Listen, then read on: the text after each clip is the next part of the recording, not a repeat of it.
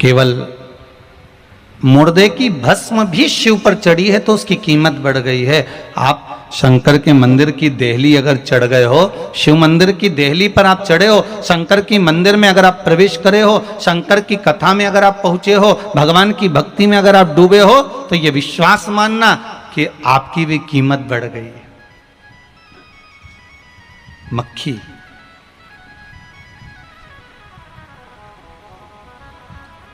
एक मक्खी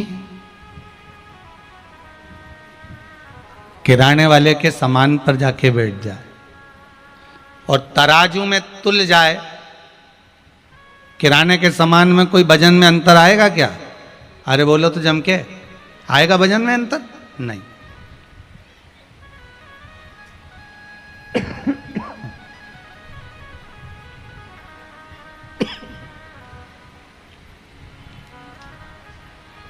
वही मक्खी सब्जी के सामान पर जाकर बैठ जाए, सब्जी पर, उसके वजन में कोई अंतर आएगा, उसकी कोई कीमत बढ़ेगी? नहीं। और वही मक्खी जिस पे सोना तोला जा रहा है, सुनार सोना तोल रहा हो, उस पलड़े पर मक्खी जाकर बैठ जाए तो मक्खी की कीमत 10,000 रुपये हो जाए। बोलो सही है कि गलत है? बस वो सोने का तोलने का जो पलड़ा है ना, उस पलड़े पर सोने के सामान के साथ अगर मक्खी बैठ गई तो उसकी कीमत 10,000 रुपये हो गई, तुरंत बैठते। सब्जी में कोई कीमत नहीं बढ़ी है, किराने में कोई कीमत नहीं बढ़ी है, सामान में कोई कीमत नहीं बढ़ी, पर सोने के साथ बैठी इसलिए कीमत बढ़ गई। शिव महापुराण की कथा कहती है मनुष्य की कीमत चौराहे पर बैठने से नहीं बढ़ती, पान की दुकान पर बैठने से नहीं बढ़ती, कहीं गप्पे लगाने से मनुष्य की कीमत नहीं बढ़ती। मनुष्य की कीमत कहाँ बढ़ती है? जो भगवान की भक्ति में लग गया, सत्संग में बैठ गया, शिव महापुराण में बैठ गया, मंदिर में जाकर बैठ गया, उसकी कीमत बढ़ गई। ये भगवान की अविरल भक्ति में डूबने के कारण उसकी कीमत बढ़ रही है।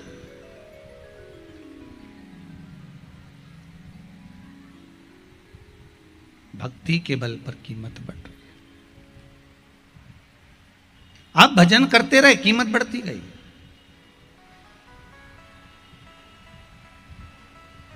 आपने स्मरण करा, कीमत बढ़ गई। नाम जाप में आप डूबे, कीमत बढ़ गई। भगवत स्मरण में आप डूबे, कीमत बढ़ गई। जो भगवान की शरणागति में लग गया, भगवान के चरणों में जो रम गया, भगवान के चरणारविंद से जो जाकर लग जाता है, उसकी कीमत बढ़ती चली जाती है, बढ़ती चली। महाराज, मेरा देव अधिदेव महादेव वस्तु की कीमत, और देखो शंकर जी के पास जो सामग्री है ना, वो कोई पैसे की सामग्री नहीं है एक भी। इसलिए शिव कथा कहती है भगवान शंकर को रिझाने के लिए बहुत करोड़ों का धन नहीं चाहिए है? भगवान शिव को रिझाने के लिए करोड़ों का धन नहीं चाहिए। शंकर जी को चाहिए क्या? एक लोटा जल, एक कलश जल का ले जाओ भर के, और जल नहीं भी हो तो 3 बार ताली बजा दो, वही बहुत है। ताली भी नहीं बजाओ तो बम बम बोले। इतना भी नहीं कर सको तो शिखर का दर्शन करो और घर वापिस लौट कर आ जाओ।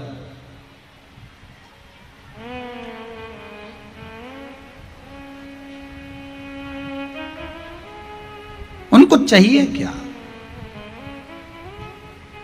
उसने तो खुद अपने पास में अपने कुछ भी नहीं रखा।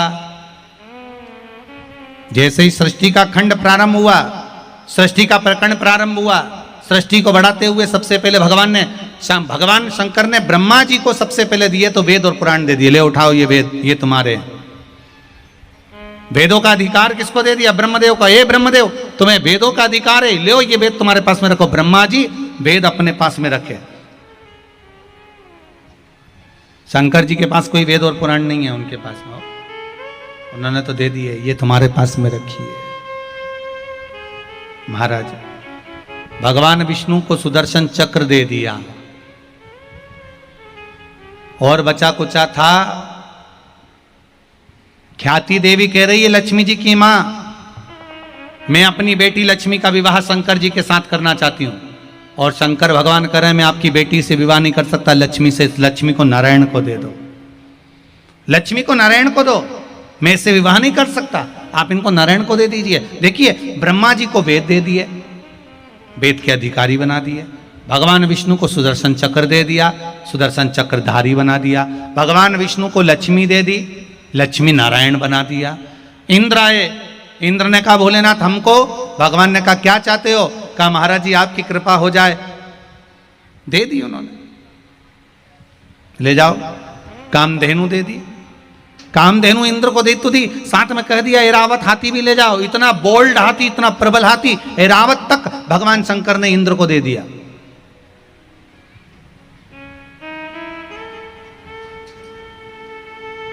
और शिव जी ने अपने पास क्या रखा, तो कहे अभी तो और बचा है, दे दूं जरा और, फिर बाद में सोचूंगा अपने पास क्या रखना। आज के जमाने में व्यक्ति प्रसाद बांटने भी खड़ा होता है ना, तो पहले ये सोचता है कि अपनी पत्नी के लिए थोड़ा सा बचा के रख लूं। है आज के जमाने में व्यक्ति अगर प्रसाद बांटने भी खड़ा हो तो पहले अपनी सोचे कि मैं अपने लिए रख लूं।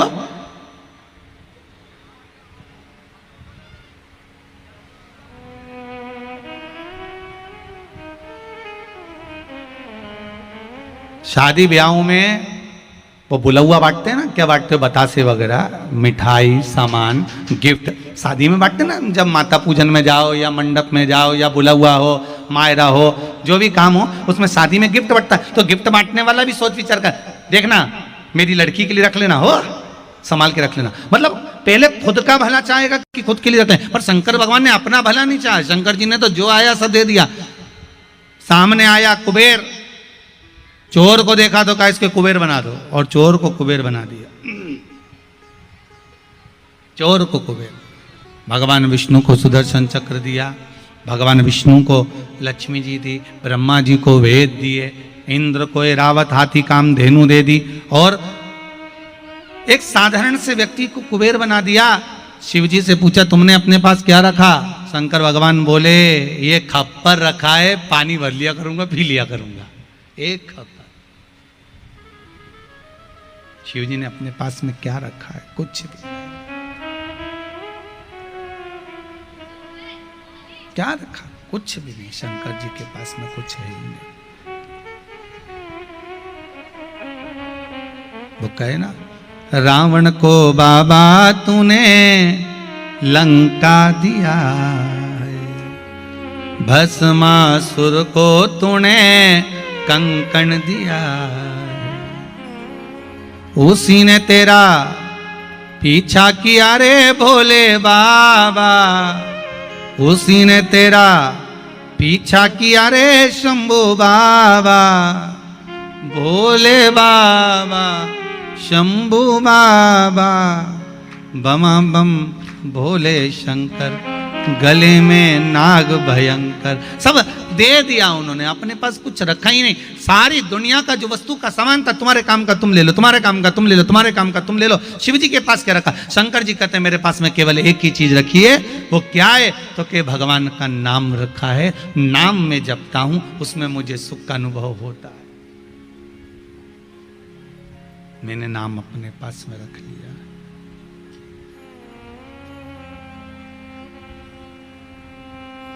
और जब मैं नाम जपूंगा उसका एक सुख, नाम जपन का एक आनंद, नाम जपन का एक सुख मेरे पास में है।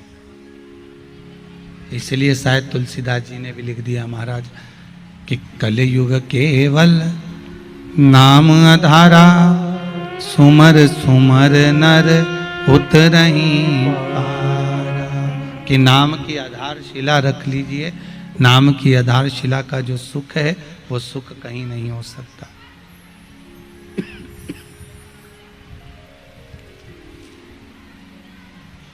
नाम की आधारशिला का सुख।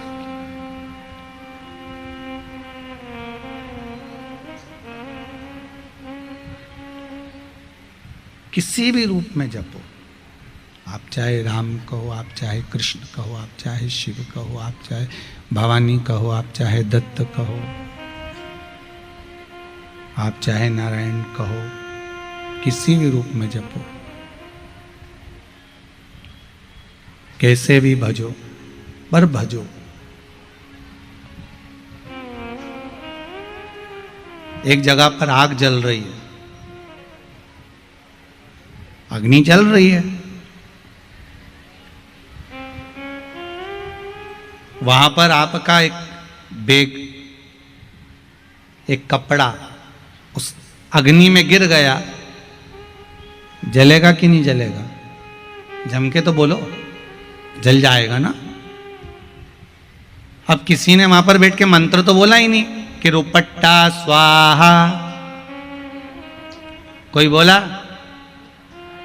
गमछा स्वाहा, कोई बोला बेग स्वाहा, कोई मंत्र बोला क्या? जम के तो बोलो, बोला कोई नहीं बोला। तो भी वो अग्नि में गिरा, गिरने के बाद जला कि नहीं जला? अब किसी ने ना तो स्तुति करी, ना किसी ने मंत्र पढ़ा, ना किसी ने आवाहन करा, ना किसी ने स्वाहा बोला, इसके बाद भी वो बेग जल गया, उसके बाद भी वो रुपट्टा जल गया, उसके बाद भी वो रुपट्टा जल गया, उसके बाद भी वो सामान जल गया, उसके बाद भी वो बेग जल गया। कोई स्वाहा नहीं बोला, किसी ने मंत्र नहीं पढ़े, किसी ने निवेदन नहीं करा अग्नि देवता को, पर अग्नि में वो गया, रुपट्टा गया, बेग गया, सामान गया और वो जल गया।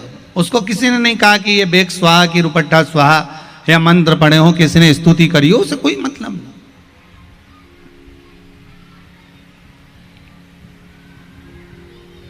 अग्नि का काम है कि उसके अंदर जो आएगा वो जलना ही है। उसी तरह भगवान का नाम चाहे तुम भोजन करते जपो, स्मरण करते जपो, सोते जपो, जागते जपो, खाते जपो, पीते जपो, जाते जपो, आते जपो, भगवान का नाम तुम किसी भी रूप में जपते रहो, ये तो अग्नि है। भगवान का नाम किसी भी रूप में जपते रहोगे, ये पक्का है कि तुम्हारा पाप जलकर भस्म हो ही जाएगा। तुम कैसे भी उसको जपो, किसी भी तरह से जपो, किसी भी रूप में जप सकते हो।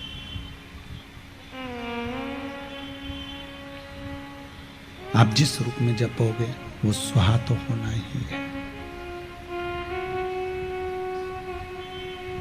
वो जलकर भस्म तो होना ही है।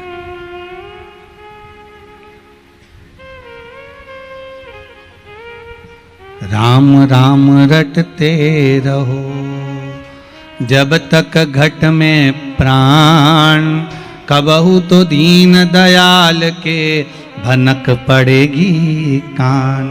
महाराज आप जपते रहो भगवान का नाम, जैसे जैसे जपते जाओगे हमारा पाप, हमारा काम, हमारा लोभ, हमारी आसक्ति, हमारी तृष्णा, हमारी वासना, हमारे भीतर का अहंकार, हमारे भीतर की अकड़ता, अहमता, ये समाप्त होती चली जाए।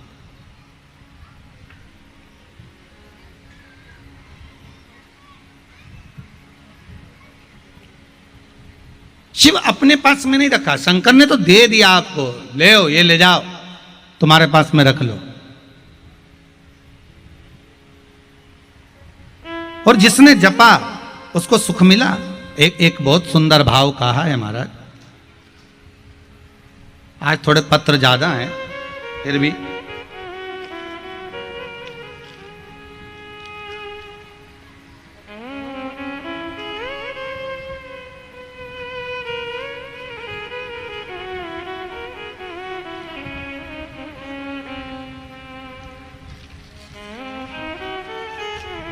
वीरेंद्र सिंह जी रांची से हैं।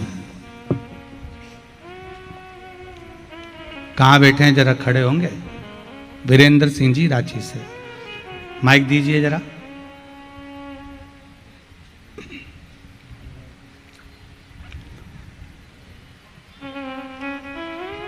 सी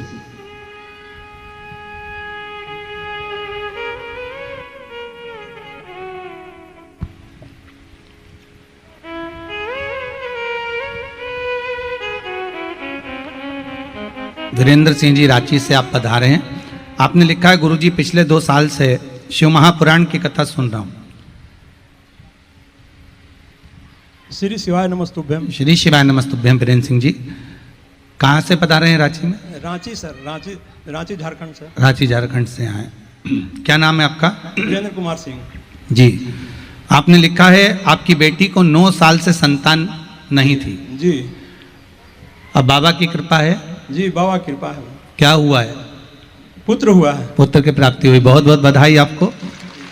जी बाबा प्रणाम। बाबा की बड़ी कृपा हुई जो 9 वर्ष के बाद भी बाबा ने आप उसकी झोली भरी है। बहुत बहुत साधुवाद विराजी, बहुत बहुत धन्यवाद, बहुत बहुत धन्यवाद। बैठिए, आपको बहुत बहुत बधाई नाना जी बनने की, बहुत बहुत साधुवाद था।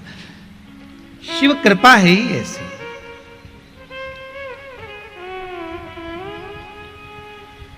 आपका विश्वास, पत्र में लिखा है कि डॉक्टरों ने भी मना कर दिया था कि संतान नहीं होगी, पर शिव महापुराण की कथा कहती है कि जब सारे डॉक्टर हार जाएं तब एक डॉक्टर और बैठा है, वो सर्जरी करना अच्छे से जानता है। अपने बेटे को हाथी का मुंह लगा देता है, ससुर को बकरे का मुंह लगा देता है, तो वो कुछ भी कर सकता है। उसकी कोई परिभाषा हम कह ही नहीं सकते कि वो नहीं कर पाएगा। जब सारी दुनिया से हाथ टेक दिए जाएं, सब जगह से लोग मना कर दें, तब शिव महापुराण की कथा कहती है आखिरी में शंकर की शरण में जाना और बाबा फिर सुन लेगा। ये पक्का है कि वो दे ही देगा, ये उसके हाथ में। फिर वो कृपा कर।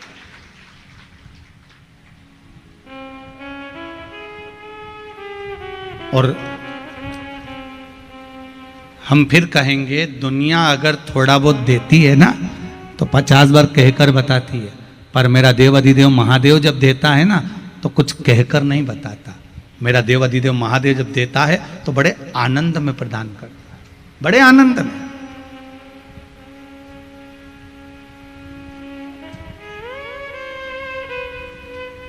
वो कहता नहीं है कभी भी कि मैंने ये दिया है। अगर देवरानी जेठानी को साड़ी दे दे, ला देना जरा, मैं अभी छठ पे पहन के वापस दे दूंगी, तो 50 बार कह के बता दे मेरी पहनी है, ओ मेरी है। होता है। एक व्यक्ति अपने ससुराल जा रहा था, उसका मित्र रास्ते में बैठा हुआ कहीं चौसर खेल रहा होगा बैठे बैठे, तो इसने कहा क्यों भाई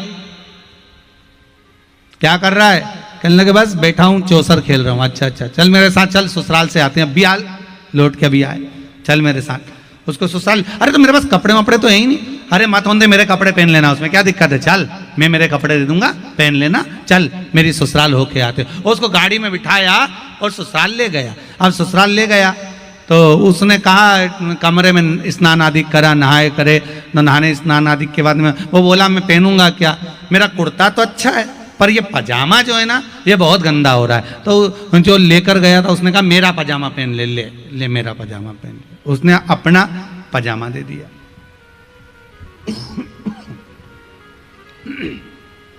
उसने अपना पजामा दिया। अब जब उसने अपना पजामा दे दिया, अब दोनों बड़े प्रेम से ससुराल में साले के घर गए।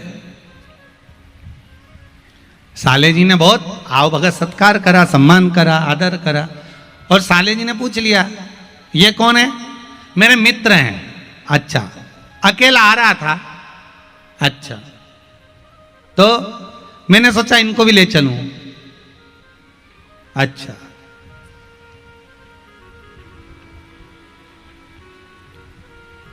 ये जो पजामा पहने हैं ना ये मेरा ही है। अब जिसको लेकर गया था और कहा कि ये पजामा मेरा है तो उसको तो काटे खून नहीं, उसको तो गुस्सा आ गया। उसने कहा बता साले के यहां लेकर गया, ये बोलना जरूरी था कि पजामा तेरा है।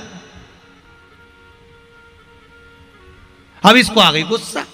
अब गुस्सा आई तो गुस्से में बोला अब मेरे को यहाँ रहना ही नहीं, अब मेरे को तो मेरे घर लेके चल, अब भी लेके चल। तो क्या अपन चलेंगे, शाम तक चलते हैं। अब तो गुस्सा मत कर, ऐसा क्रोध मरोध मत कर, तो है क्रोध मरोध मत कर। अब क्रोध करेगा तो अच्छा नहीं होगा, चल तू चल मेरे साथ चल। ठीक है। अब जो व्यक्ति था वो अपनी मौसी के घर गया, मौसी सास के यहाँ। सब ससुराल तो मौसी सास भी वहीं थी, वहाँ पहुँच गया। और मौसी जी बस बढ़िया, प्रणाम, आनंद करो। और लाला, जमाई साहब, कंवर साहब, ये कौन है? मेरा दोस्त है। अच्छा, मैं अकेला आ रहा था तो इसको ले आया। अच्छा, कुर्ता इन्हीं का ही है। तो इतने में मौसी ने पूछ लिया पजामा, तो फिर बोला पजामा मेरा है। फिर गुस्सा आ गई, बताओ अब ये पजामे की बात क्यों निकाली तूने? अब तो दोनों में भयंकर लड़ाई हो गई। अब तो मुझे घर जाना ही है, मेरे को तेरे साथ कहीं नहीं जाना। अरे मेरे मामा जी का घर अकेला रहा है, अब की बार मैं पजामे की बात नहीं निकालूंगा, पक्का कसम खा के कहता हूं कि पजामे की कोई बात ही नहीं निकलेगी, बस पक्का। चलो ठीक है। आप बड़ी मुश्किल से राजी करा, मामा ससुर के यहाँ पहुंच गए। अब मामा ससुर के यहाँ गए तो मामा जी मिले और लाला साहब और जमाई साहब, बढ़िया सब आनंद में, और सब बढ़िया करते करते अब उनने कुछ खाया पिया और जाने लगे। जाते जाते मामा जी से बोले पजामे की हम कोई बात नहीं करेंगे। तो मामा जी ने फिर पूछ लिया मतलब पजामे की कौन सी बात? तो इतने में अब देखो मामा जी खुद पूछना तो बताना तो पड़ेगा। कुर्ता इनका है, पजामा मेरा, पजामा मेरा। अब आई उसको गुस्सा, उन्हें मामा के यहीं पजामा, मामा के ही दे दिया घड़ी बना के, ये तेरा पजामा पकड़, मैं चला मेरे कुर्ते पे। ओ,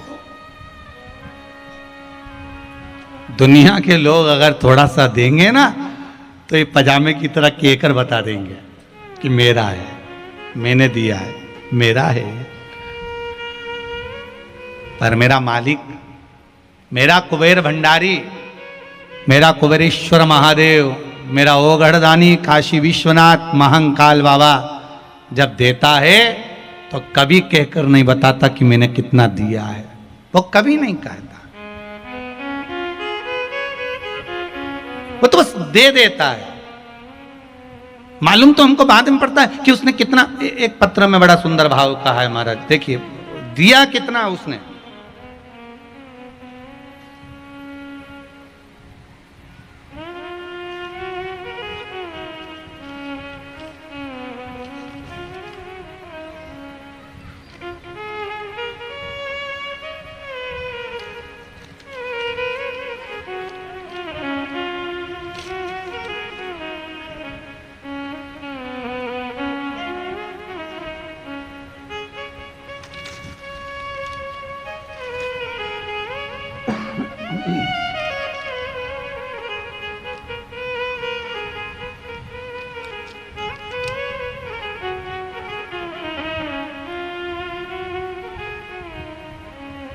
नीतू दुबे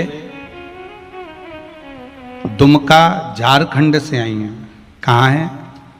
खड़े होइए, माइक दीजिए।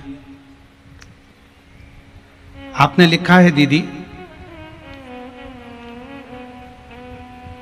मेरे पति को स्लिप डिस्क का प्रॉब्लम हो गया था और साथ में किडनी में स्टोन भी हो गया था। डॉक्टर ऑपरेशन का बोले थे। माइक दीजिए, इधर माइक दो। कहाँ है माइक? माइक आगे लाइए।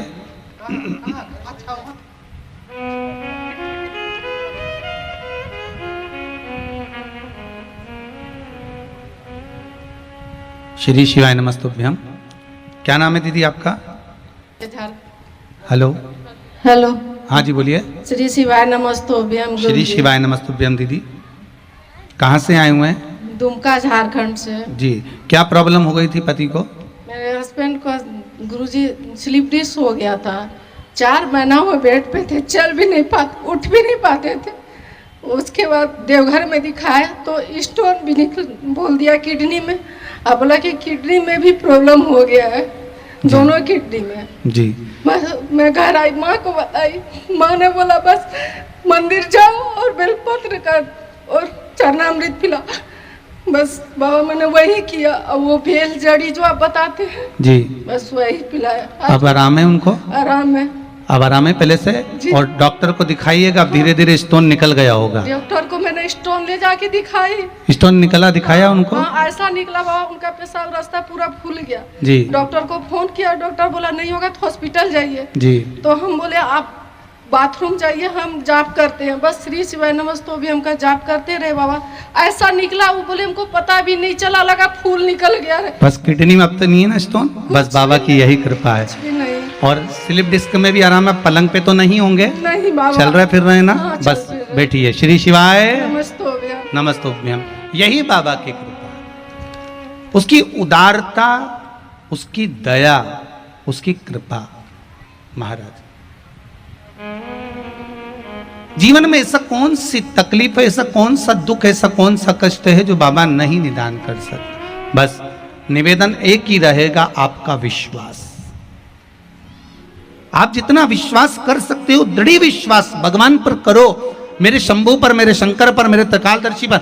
एक बात मैंने कल भी कथा में कहा था आप लोगों को, और परसों भी वर्णन करा था कि शेर घाटी वालों का तो कुछ भाग्य प्रबल हो गया, इसलिए ये शिव महापुराण की कथा यहां हो रही है। कहीं किस्मत होगी शेर घाटी वालों की। और बिहार क्षेत्र में शायद ये कथा होने के बाद 2 वर्ष तक बिहार क्षेत्र में कथा नहीं है। तो हम तो कहेंगे शेर घाटी के आसपास में जितने लोग कथा श्रवण कर सकते हो, प्रेम से श्रवण करो और अपने जीवन को धन्य बनाओ। फिर मौका मिले ना मिले, स्वयं गंगा चलकर अगर अपने घाट तक पहुंची, अपने दरवाजे तक पहुंची, तो उसको छोड़ना मत ही। बाद में पछताओगे कि शंकर की कथा निकल गई। ना जाने कितने रोग, कितनी बीमारी, कितना दुख, कितना तकलीफ, कितना कष्ट। जीवन में जितना जितना कष्ट है, शिव महापुराण की कथा में 1 सेकंड बैठकर प्रतिदिन कथा में आओ और 1 सेकंड उसका स्मरण कर लो कि मेरी ये तकलीफ है बाबा, इसको ठीक करना है। और शंकर की कथा में इस मन को लगा लो, मुझे विश्वास है मेरा शंभू सुनेगा और आपका 3 महीने में दुख कट जाएगा। ये विश्वास मेरा शंकर का। श्री शिवाय नमस्तुभ्यम जपते रहो, स्मरण करते रहो। उसकी भक्ति कुछ ऐसी, विश्वास प्रबल होगा, मिलेगा। क्या नहीं दे सकता?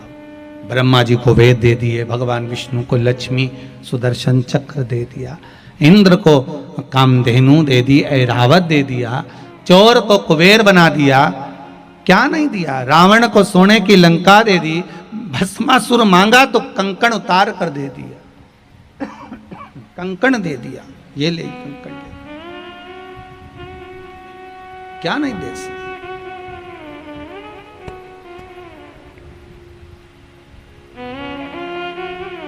विश्वास पर।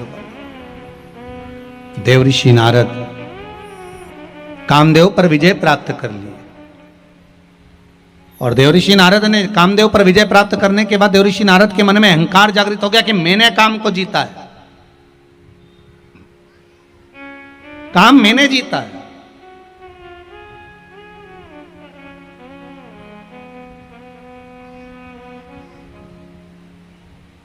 ये अभिमान, ये अहंकार देवऋषि नारद को आ गया था।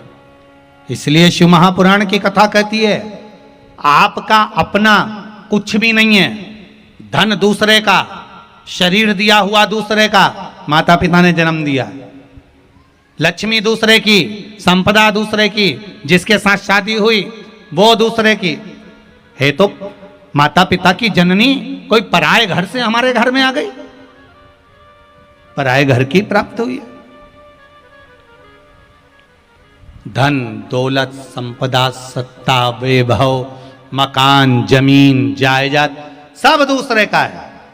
यहां तक कि हम जो बोल रहे हैं ये बोलना भी हमें दूसरे ने सिखाया है, हम जो लिख रहे हैं ये लिखना भी हमें दूसरे ने सिखाया है, हम जो श्रवण कर रहे हैं ये सुनना भी हमें दूसरे ने सिखाया। सब कुछ दूसरे का है, हमारा अपना है क्या? हमारा अपना केवल एक है, अहंकार।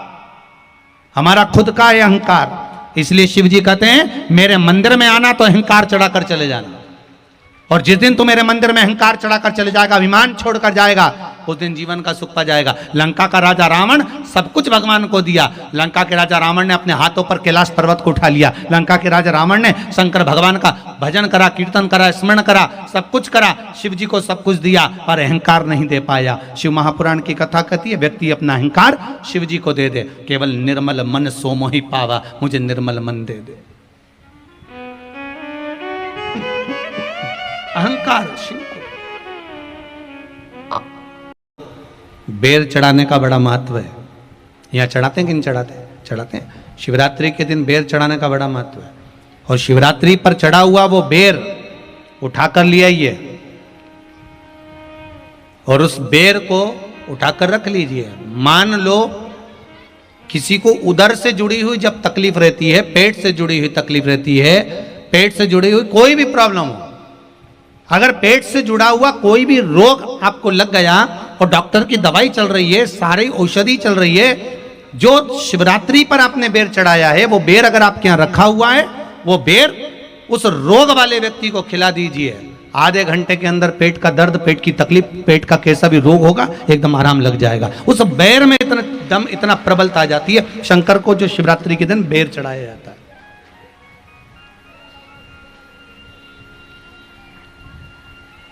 भगवान शिव पर समर्पित हुआ वो बेर का इतना महत्व महाराज। और जो देवता को उठाने के लिए बोर समर्पित करा जाता है, बेर भाजी आंवला उठो देव सांवरा, उसमें शंकर जी का भाव है, क्योंकि शिव जी का दर्शन भगवान नारायण उठते से ही करना चाहते हैं। सबसे पहले नेत्र खोले और मेरा शिव का दर्शन हुआ। बेर का भाव ही शिव का दर्शन का भाव।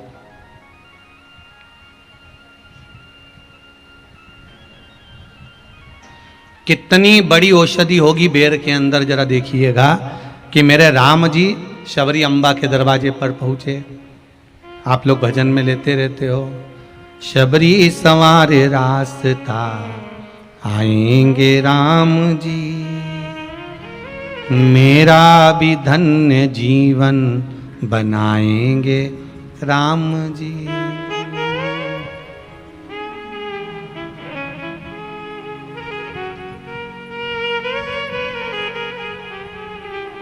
और बागों से चुन चुन के वो लेकर आई बेर की टोकरी लाई।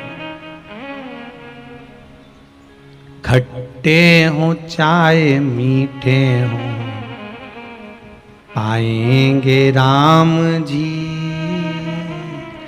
मेरा भी धन्य जीवन बनाएंगे राम जी। शबरी ने राम जी को बेर दिए, राम जी ने बेर खाया, प्रेम से खाया। याद आया पीछे लक्ष्मण खड़ा है, राम जी ने लक्ष्मण को बेर दिए, ले लक्ष्मण ये बेर खा ले। लक्ष्मण जी ने बेर लिए, लक्ष्मण जी ने बेर को देखा तो वो शबरी अम्बा अपने मुंह से झूठा करके दे रही है। लक्ष्मण जी ने बेर लिया, पास में रख लिया, फिर लिया, फिर रख लिया। शबरी जी राम जी को बेर दे, राम जी लक्ष्मण जी को बेर दे, लक्ष्मण जी वो बेर लेके पीछे फेंकते जाए। उठाए फेंका, उठाया फेंका, उठाया फेंका। अब कोई लक्ष्मण साधारण है? जब भगवान राम विष्णु हैं, लक्ष्मण शेषनाग हैं, शेषनाग अगर कोई चीज फेंकेगा तो क्या पास में फेंकेगी? उठाया फेंका, कोसों दूर जाकर गिरा। और वो बेर कब काम आया? जब लक्ष्मण जी को शक्ति लगी, बाण लगा, लक्ष्मण जी मूर्छा होकर जमीन पर पड़े। सुषेण वेद को बुलाया और वेद से बुलाकर पूछा कि लक्ष्मण कैसे उठेगा? तो कहा संजीवनी लेकर आओ। संजीवनी लेने के लिए भेजा। तब संजीवनी लेने के लिए जब श्री हनुमान जी महाराज गए, संजीवनी बूटी जब लेकर आए और लक्ष्मण जी को जो दी, तब राम जी पहचान गए ये संजीवनी कोई दूसरी नहीं है। लक्ष्मण जी को जो बेर खाने को दिया था, वो बेर फेंक दिया था, उसी बेर की पत्ती है जिसको निचोड़ निचोड़ कर लक्ष्मण जी को खिलाना पड़ी है। तो राम जी रोते रोते बोले पहले ही खा लेता तो खाना नहीं पड़ती। कोरोना का टीका पहले ही लगवा लेता तो दादा निपटता ही नहीं। लगे तो खाया ही।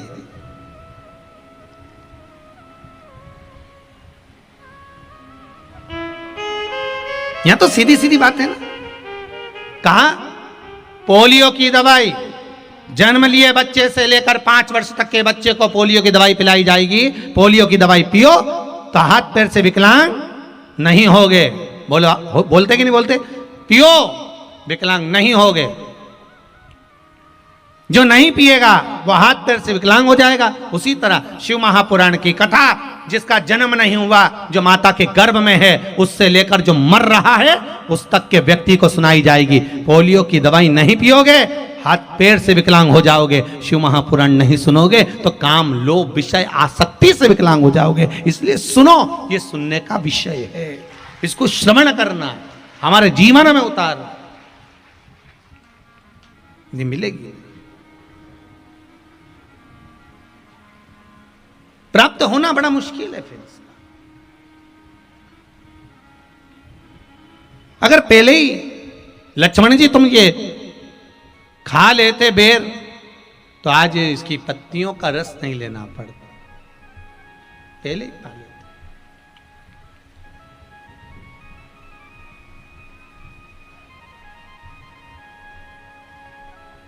तुमने पाया ही नहीं, अहंकार का त्याग करा ही नहीं। और महाराज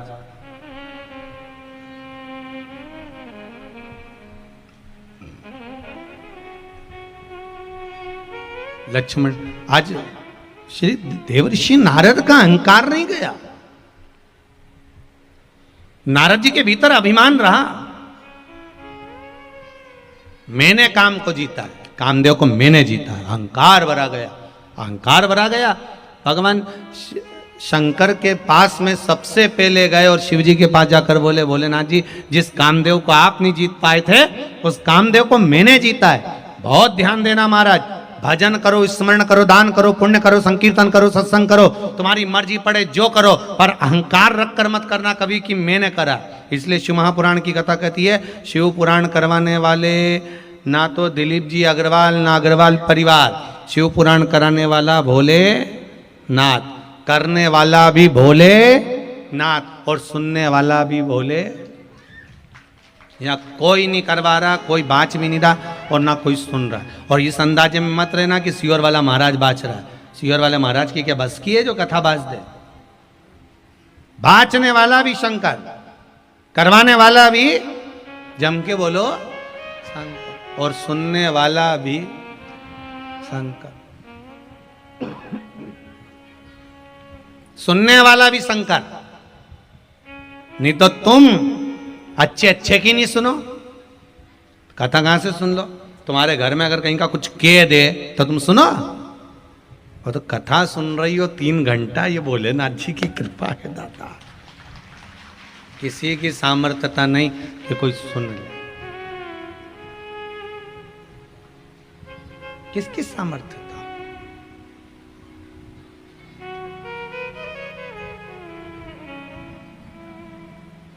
अब शिव कथा कह रही है ओगड़दानी की, भगवान देवाधिदेव महादेव की कथा कर रही है।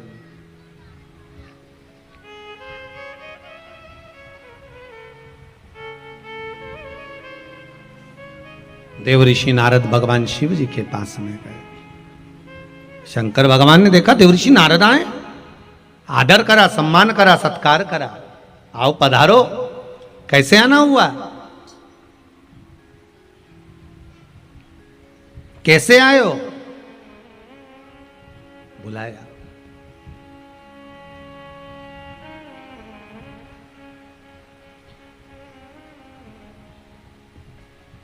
नारद जी बोले, आपको नहीं मालूम, मैंने कामदेव को जीता है, और उस कामदेव को जिसको आप नहीं जीत पाए हो।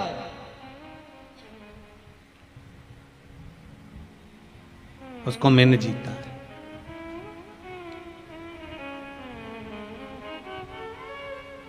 शिव महापुराण में एक बहुत सुंदर बात कही है महाराज।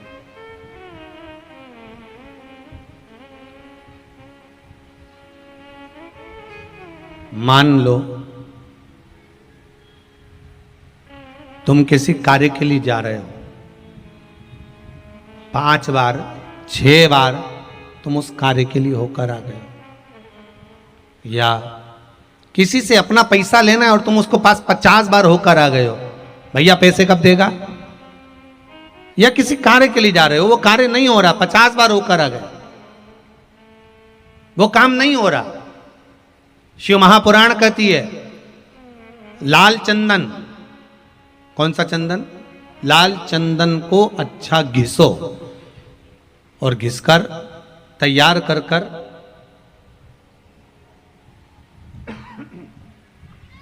बेलपत्री के ये जो दोनों भाग हैं,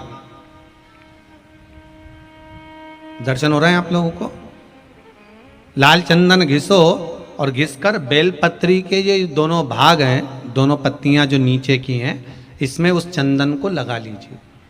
अगर किसी से आपको पैसा लेना है, वो नहीं दे रहा, या कोई काम है या जॉब है या नौकरी है या उसके लिए, या कोई विद्या अध्ययन का कोई कार्य है, कोई स्कूल में पढ़ाई कर रहे हो और वो कार्य नहीं हो रहा, 5 बार 6 बार करके देख लिया नहीं हो रहा, तो ये दोनों पत्तियों पर लाल चंदन लगाओ।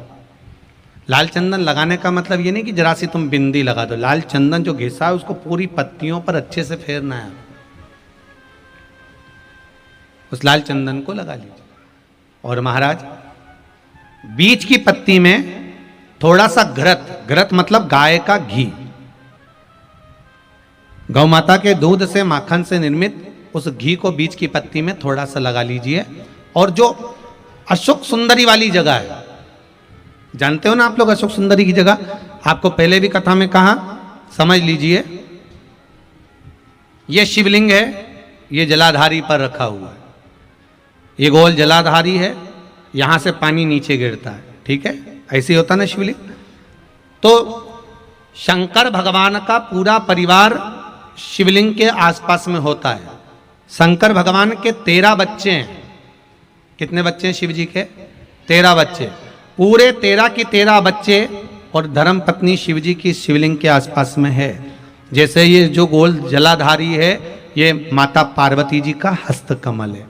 शिवलिंग रखा है, ये शंकर जी का स्वरूप है। जहां से पानी नीचे गिरता है, राइट भाग गणेश जी का स्थान, लेफ्ट भाग 6 कार्तिकेय, षडानंद कार्तिकेय का स्थान। जहां शिवलिंग का जहां पानी जाता है उसके बीच में एक मोटी सी लाइन होती है, वो शंकर भगवान की सबसे छोटी लड़की जिसका नाम अशोक सुंदरी है, उसका स्थान है। ऊपर से बूंद बूंद पानी जो शिवलिंग पर गिर रहा है, ये शंकर भगवान की 5 लड़कियों का स्थान है, जया, विषहरा, शामली बारी, दौतली और देव। ये शंकर जी की 5 बेटियां हैं जो भगवान शंकर के ऊपर पानी की एक एक बूंद गिराती हैं महाराज। तो शिव जी की जो सबसे छोटी लड़की है अशोक सुंदरी, उस अशोक सुंदरी वाली जगह पर इस बेलपत्र को प्रदोष के दिन या सोमवार के दिन आप घी वाली बेलपत्र को अशोक सुंदरी वाली जगह पर रखकर, ये जो चंदन लगी हुई बेलपत्र है, इसका मुख ऐसा सीधा की सीधा रखोगे तो गणेश जी की ओर हो जाएगा, षडानंद कार्तिकेय की ओर हो जाएगा। अपनी कामना कर कर जिससे धन लेना है, पैसा लेना है, या जो कार्य निकालना है वो नहीं निकल रहा, बहुत प्रयास कर लिया, अदालत में 50 बार हो जाए, काम नहीं हो रहा, तब इस बेलपत्र का प्रयोग करना, बाबा से विनती करना और विनती कर कर वापिस सजाना। केवल 2 प्रदोष या 2 सोमवार कर लीजिए, बाबा आपकी मनोकामना पूर्ण कर देगा, उस बेलपत्र का सुख प्राप्त हो जाएगा। बेलपत्र पर इतना याद रखना, जो चंदन लगा हुआ भाग है वो नीचे होना चाहिए, अशोक सुंदरी की ओर। घृत का भाग अशोक सुंदरी की ओर होना चाहिए, नीचे की ओर, नहीं तो मालूम पड़े तुम ऊपर उल्टा रख दो उसको।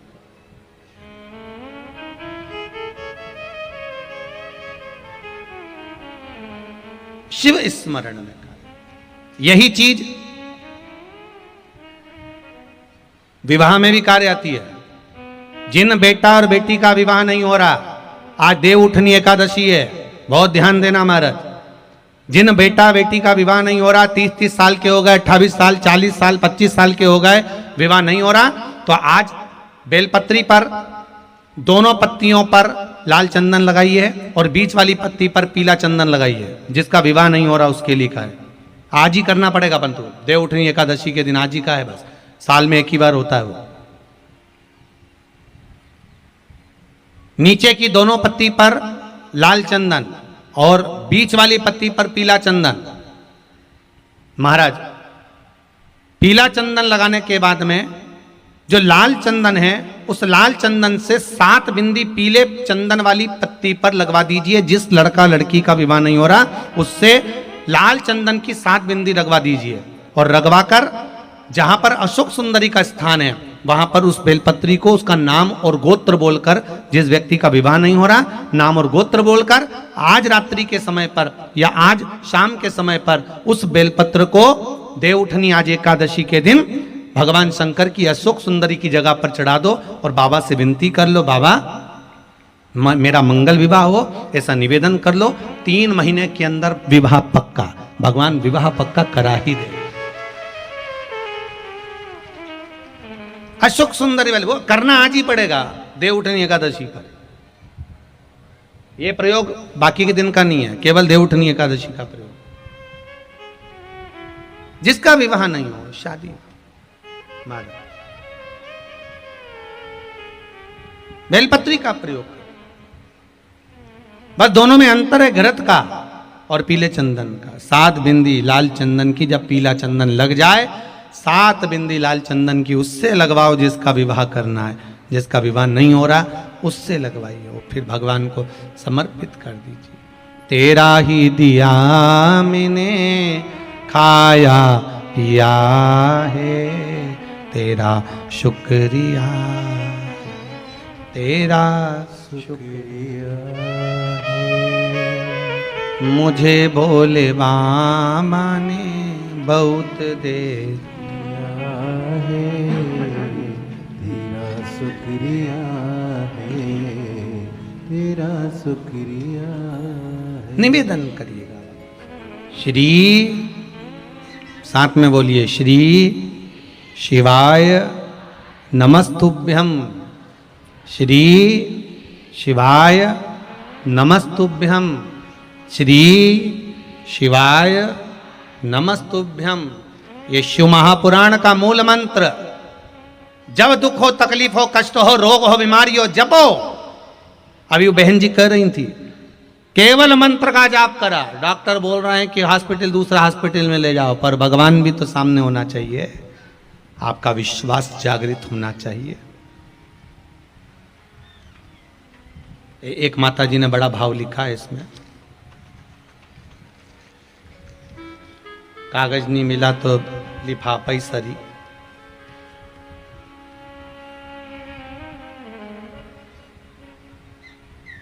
विभा देवी फतेहपुर गया बिहार से आई हैं। कहाँ बैठी हैं?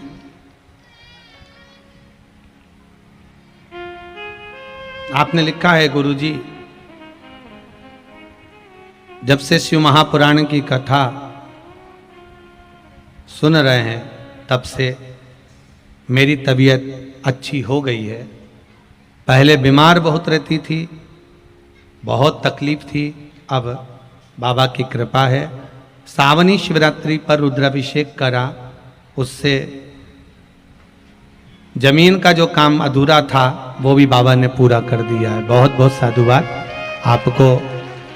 श्री विभा देवी जी फतेहपुर गया बिहार से हैं। बहुत बहुत साधुवाद। भगवान शिव की कृपा ही कुछ ऐसी। आपका विश्वास जहां जागृत हो, आपका विश्वास जहां जागृत हो जाए, वहां शिव का दर्शन। शंभो शरणे पड़ी, मांगू घड़ी रे घड़ी, दुख काटो, दया करी ने दर्शन आपो। हे शंभो, मेरे जीवन के सारे दुख, कष्ट, रोग, बीमारी आप काट दीजिए।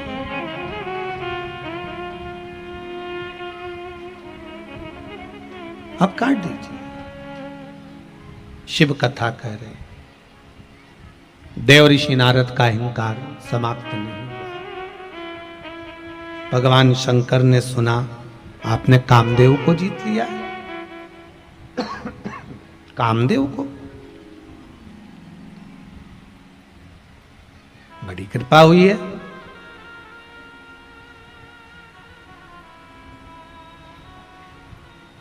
बड़ी दया हुई है।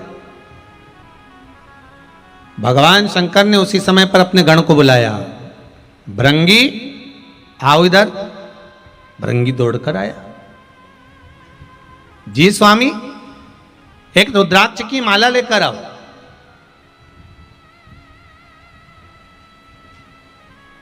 किस लिए? देवऋषि नारद आए हैं, इन्होंने कामदेव को जीता है।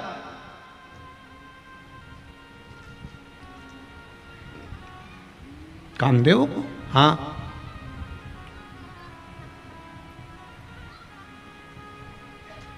अपना फर्ज बनता है कि नहीं बनता? अगर कोई जीत कर आया है तो उसे माला तो पहनाना पड़ेगी।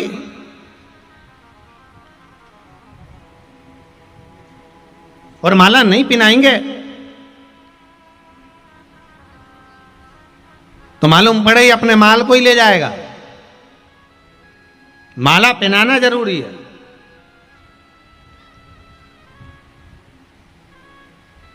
देव ऋषि नारद शंकर जी के सामने जाकर बोलते हैं कि तुमने कामदेव को नहीं जीता, मैंने जीता है। अहंकार देखिए। एक बात बहुत ध्यान रखना महाराज,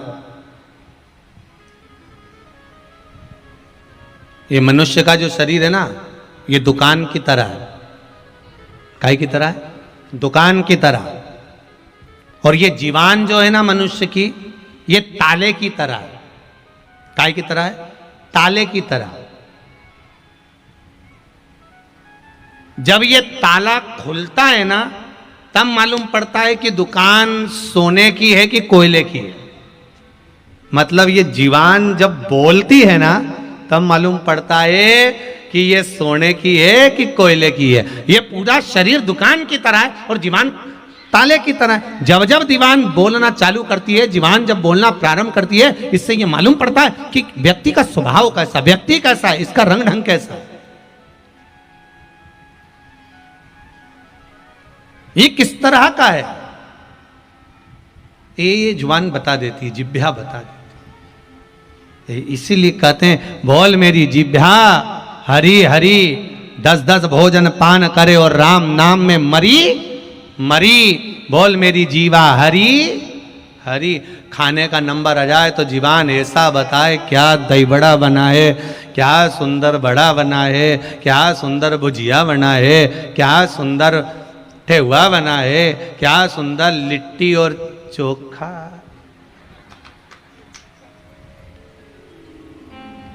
क्या सुंदर बना है, कह जाए।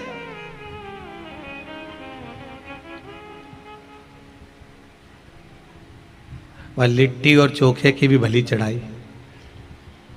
ये दिलीप जी के ससुराल में कथा करने गए थे और वो भाभीयों ने बना दिया लिट्टी और चोखा। और लिट्टी चोखे के साथ में ना जाने वो ऐसा बगरा हुआ मिर्ची थी, उसको अच्छा कूटा हुआ पिसा हुआ और उसको तैयार करके और उसमें नमक मिला हुआ, क्या बोलते तुम्हारे यहाँ उसको पता नहीं, भगवान जाने, और वो लिया है। अब वो बोले गुरुजी ये हमारे यहाँ की स्पेशल डिश है, आपको खाना पड़ेगी। हमने कहा ठीक है आप रख दो, हम खा लेंगे। इनने रखी, ये गए। हमने कहा ये कोई नया आइटम दिख रहा है। अब लिट्टी चोखे के साथ में वो जो भी सामान था वो उसमें इन्होंने वो मिर्ची को पीस के अच्छा वो बनाया था, हरी मिर्ची का ठेसा जैसा, और वो बढ़िया जोरदार उसमें नमक वमक मिला के। हम सोचे कि जो ये क्या बोलते हैं उसको, वो गोल गोल लिट्टी और वो बैंगन का जो बनता है उसको चोखा, और उसी के पास में एक और चोखा रखा था, भगवान जाने कौन सा था। अब वो मिर्ची का था अच्छा जोरदार। तो हमने पूछना भूल गए कि इससे खाना है कि इससे खाना है। अच्छा हमको लग भी रहा था कि ये जो बैंगन का बना ये तो ज्यादा है महाराज, और वो जो बना था ना दूसरा जो मिर्ची का बना था वो इतना सा था। तो हमने सोचा हो सकता है इनकी कमी होगी इसलिए इतना सही रखा है, पर हमको क्या मालूम था कि वो इतना सही गजब कर जाएगा। अब हमने सबसे पहले वो लिट्टी को तोड़ा और तोड़ के वही चोखा में लगा लिया। अब वो चोखा भी इतना सही था तो पूरा ही उसमें भर लिया और भरते से जैसे मुंडा में गया तो हम ही चोखे हो गए। अब जैसे ही गया मुंह के अंदर बस चोखा ही चोखा था। अब बाहर खड़ी ये भाभी तो ये बोले गुरुजी से पूछो और लाए, इतने में तो अंदर से आवाज आई, एक भी मत नहीं, तुम्हारे हाथ जोड़े तुम्हारी लिट्टी और चोखा। दादा वह चोखा ने ऐसा चोखा लगाया, 3 दिन तक तो बाबा राम जी की कृपा चलती रही। सब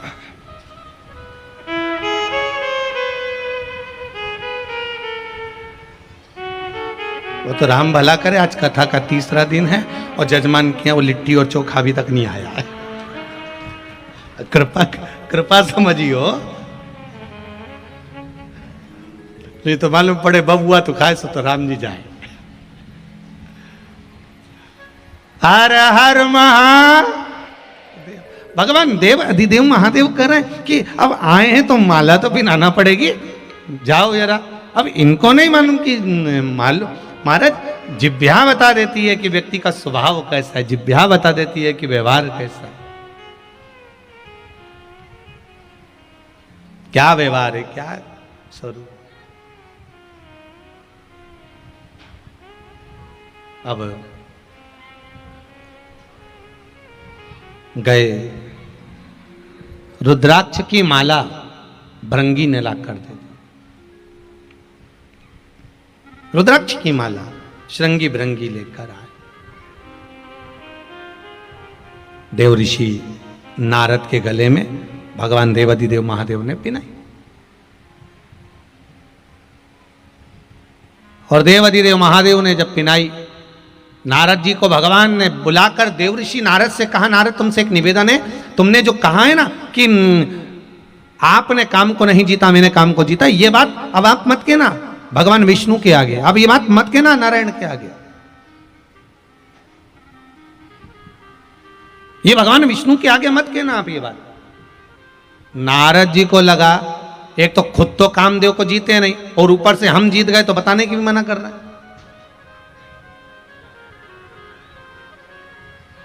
हम अगर जीत भी गए तो ये बताने की मना कर रहे। बड़ा नारद जी को क्रोध आया। नारद जी ने तो रुद्राक्ष की माला उठाई, जमीन पर फेंक दी। वहीं से निकल कर जा रहे थे नंदी, माला को देख लिया तो भोलेनाथ जी के गले की है, ले जाकर भोलेनाथ जी के पास पहुंचे। बाबा ये माला कहां से आई? शंकर भगवान बोले मैंने तो नारद को दी थी, नारद ने फेंक दी।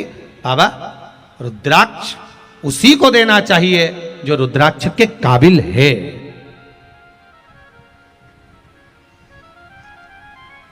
रुद्राक्ष उसी को दो जो रुद्राक्ष के काबिल है।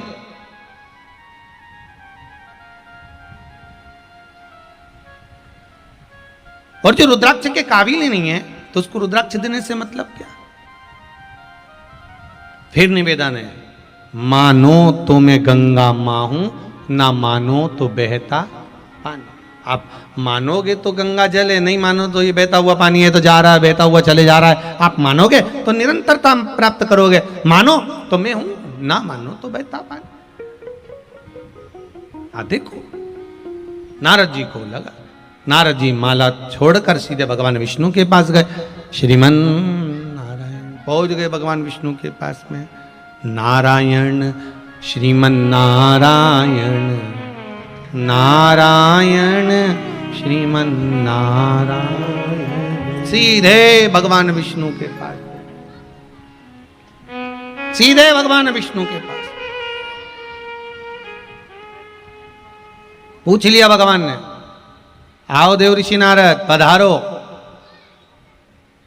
एक बार भी देव ऋषि नारद से भगवान विष्णु ने कहा कि बैठो, बैठने का तो बोला ही नहीं, क्योंकि जो शंकर का अपमान कर देता है, जो शिव का अपमान कर देता है, शंकर के ऊपर जो उंगली उठा देता है, वो बैठने के लायक भी नहीं हो पाता महाराज,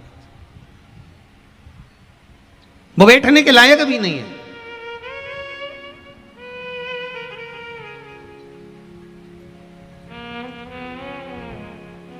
मेरा निवेदन है जितने लोग फेसबुक यूट्यूब पर कथा श्रवण कर रहे हैं,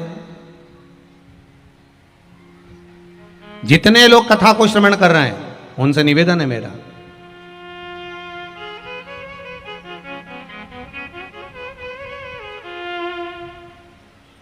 और जितने यहाँ पंडाल में बैठकर शेरघाटी के इस पावन प्रांगण में बैठकर कथा सुन रहे हैं, उनसे निवेदन रहेगा, आप शंकर की कथा सुन रहे हैं, अच्छी लगे अपने जीवन में उतारना, अच्छी ना लगे उसको छोड़ देना, पर शंकर पर उंगली मत उठाना। आपका मन करे तो शिव का स्मरण करिए, आपका मन करे राम का स्मरण करिए, आपका मन करे कृष्ण का स्मरण करिए, आपकी चित्तवृत्ति जहां लगे भगवान में उसको लगा लीजिए, पर बाबा पर उंगली नहीं। भगवान विष्णु देवऋषि नारद से नहीं बोले कि तुम बैठो, बोले ही नहीं कि बैठना, तुमको बैठने का तो बोला ही नहीं, तो क्या को बोले बैठने। देवऋषि नारद ने कहा प्रभु आपको मालूम है जिसको कामदेव शंकर भगवान नहीं जीत पाए उसको मैंने जीता है। भगवान विष्णु की आंख में से जल बह गया, नारद तूने गजब कर दिया, भगवान शंकर की निंदा कर दी। शिव महापुराण की कथा कहती है निंदा करने वाला और निंदा सुनने वाला दोनों में महापापी कौन है? जम के बोलो जरा। सुनने वाला, करने वाला तो पापी है, उसे तो 25% पाप लगेगा, पर 100% पाप किसको लगेगा? जो सुन रहा, और वो भी शिव की निंदा। मैं कैसे सुन सकता हूं? भगवान विष्णु को लग गया नारद।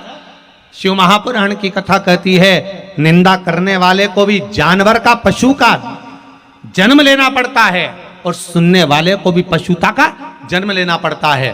पर थोड़े से पुण्य हमारे थे तो बच गए। देवऋषि नारद को बंदर का मुंह लगा था, रामचरितमानस में लिखा है। क्यों? क्योंकि उन्हें शंकर की निंदा करी थी और भगवान विष्णु ने सुनी थी, इसलिए उनको घोड़े का मुंह लगा, उनका हेग्रीव अवतार हुआ। दोनों में अंतर केवल इतना है कि एक को बंदर का मुंह लग रहा है और एक को घोड़े का मुंह लग रहा है, क्योंकि इन्होंने निंदा सुनी है, उन्होंने निंदा करी है। वो सुन रहा है, वो कर रहा है।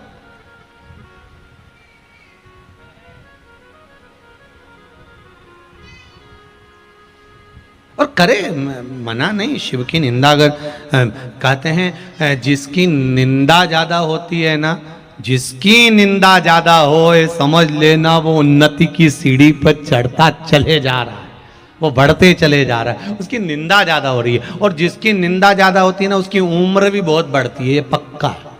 तुम देख लो घर में बहू की उम्र और सास की उम्र देख लो, सास की उम्र कितनी बड़ी होती बता, और बहू की कहीं घुटना दुखे, बहू का कहीं कमर दुखे, बहू का कहीं सिर दुखे, बहू का कहीं ये दुखे, बहू का कहीं पांव दुखे, कहीं हाथ दुखे, सास का कुछ दुखे? जम के तो बोलो नहीं। बहू थोड़ा सा काम करे थक जाए, सास 50 लोगों का काम करे ऐसी चटपट पल्लू बंदा चली चली चली और काम धड़ धड़ करे। क्यों? उसका कारण है बहू सास की इतनी निंदा करती है तो सास और ज्यादा युवान होती चली जाती है, और ज्यादा।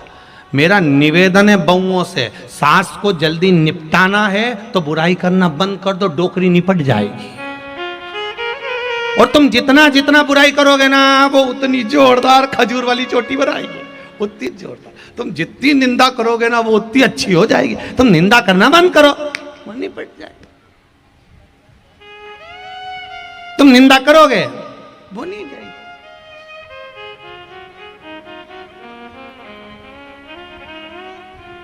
और मेरा सासुओं से निवेदन है जब जब दिवाली आए, छठ आए, बहू को एक साड़ी अच्छी वाली दिलाओ और के दिलाओ, अच्छा हुआ तूने मेरे सारे रोग मिटा दिए, तू निंदा करती रहती है मैं अच्छी होती चली जाती हूँ। ऐसी साड़ी पहन पहन के और निंदा कर ले जा। और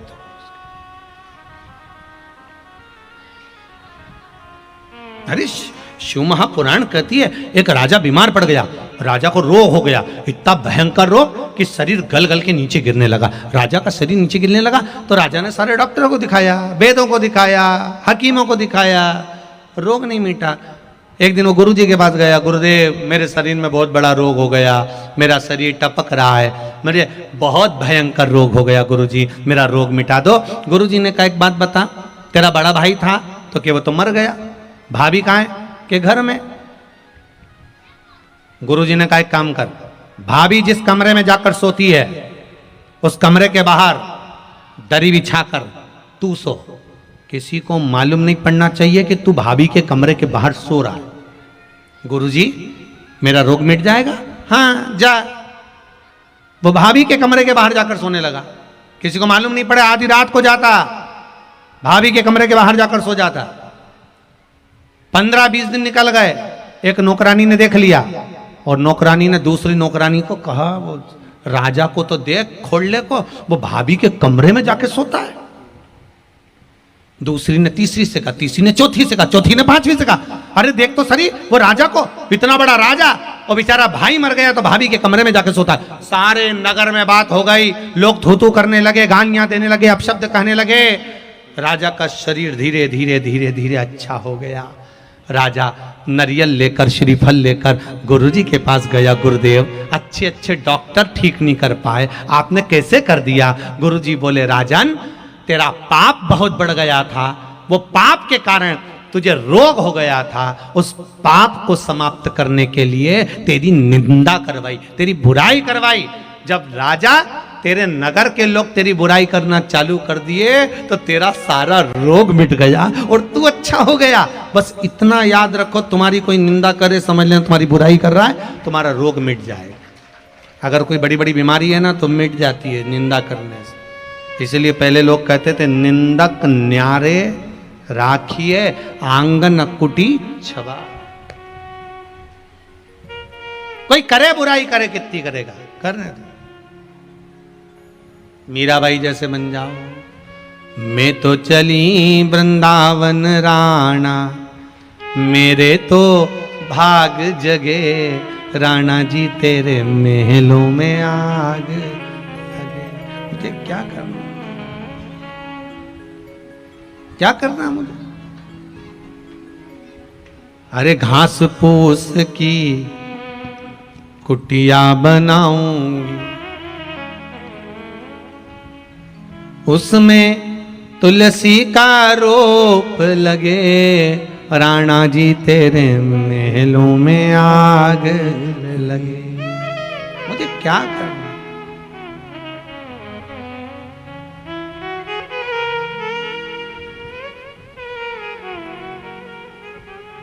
भगवान आनंद से विराज।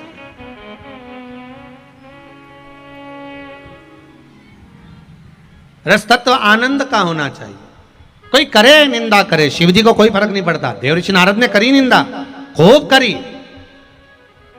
गए, भगवान विष्णु ने कहा, देवऋषि नारद तुझे बंदर का मुख लगेगा, लगा बंदर का मुख। बाद में क्षमा मांगी।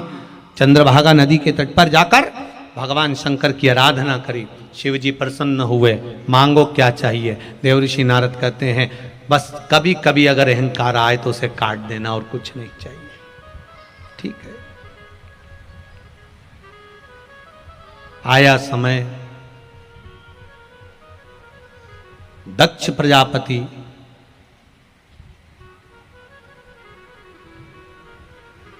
मां भवानी की कृपा पाना चाहते हैं और एक बेटी का और जन्म चाहते हैं। बेटा भाग्य से, बेटी सौभाग्य से आती है।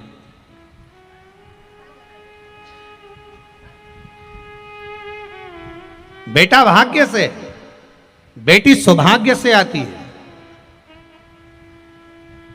बेटी का जन्म ऐसे ही नहीं हो जाता।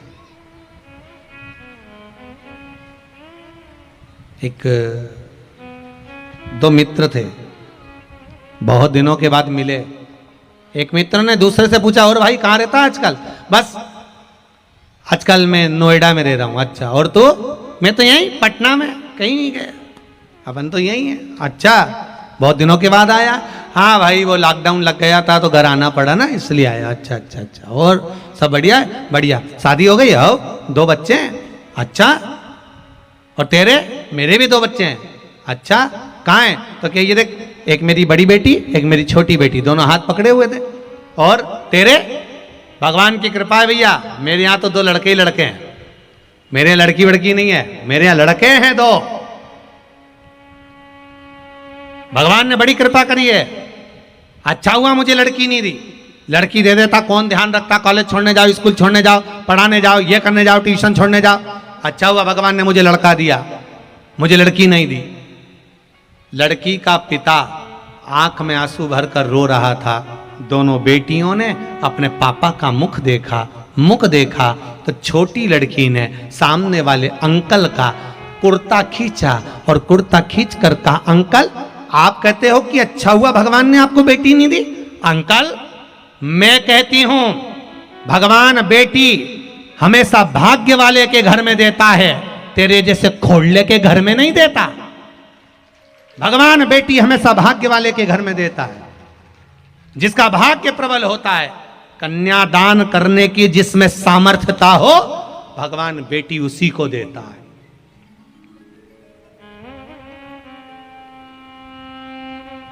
कन्यादान करने की जिसमें सामर्थ्यता हो। जो अपनी बहन बेटी को कभी एक साड़ी नहीं दे तो उसके घर में काय को बेटी देगा भगवान। घर में बहन बेटी आई और इसका मुंह भगोना हो गया, तबेला, और भाभी उनका मुंह तो ऐसा फूले, ननंद कहां से आ गई, घूर घूर के देखिए ये कहां से आ गई, कहां से आ गई। और भाभी का मुंह तबेला जैसा हो गया, जैसी नंदे आए, जैसी।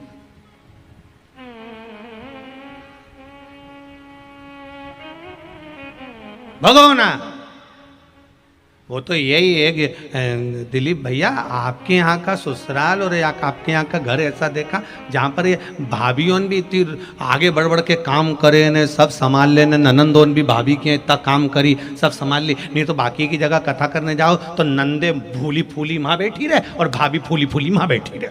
अब दोनों का संगम ही नहीं हो, जैसे त्रिवेणी संगम हो, अलग अलग सब इकट्ठी नहीं हो। पर यहां कम से कम एक भाव तो है कि ननंद अगर पूजन कर रही है तो भाभी जाकर सेवा कर रही है, सेवा अगर ननंद कर रही है भाभी कोई कार्य कर, ये प्रेम होना चाहिए। कौन क्या ले रहा है साहब? ना कोई धन लेता है ना कोई दौलत लेता है, केवल एक मीठी वाणी, प्रेम की वाणी, केवल प्रेम की वाणी। और आज का जो तुलसी और सालिग्राम का विवाह है ना, ये आप लोग आज अपने अपने घर में करोगे, ये है ही क्या, केवल प्रेम का ही तो इसने। वृंदा के सातित्व को भगवान नारायण ने डिगा दिया, भगवान शिव ने जलंधर को मार दिया, वृंदा ने श्राप दे दिया, नारायण आप मेरे नंदोई होकर मेरे साथित्व को डिगाया है, श्राप देती हूं पत्थर के हो जाओगे।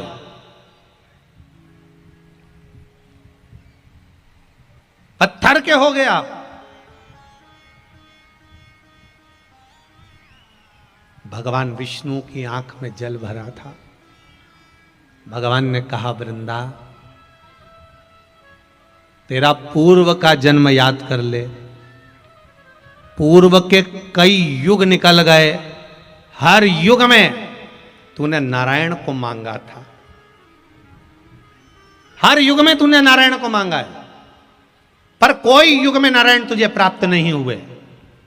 पर वृंदा अब मौका मिला है, मैं अगर पत्थर बनता हूं तो तू तुलसी का क्यारा बनेगी, और दुनिया की दृष्टि में कुछ भी हो पर तू मेरे ऊपर समर्पित होगी, क्योंकि हर जन्म में तूने मुझे मांगा है, हर जन्म।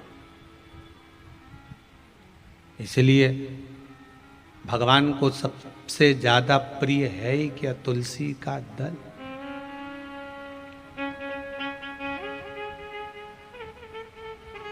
प्रियता।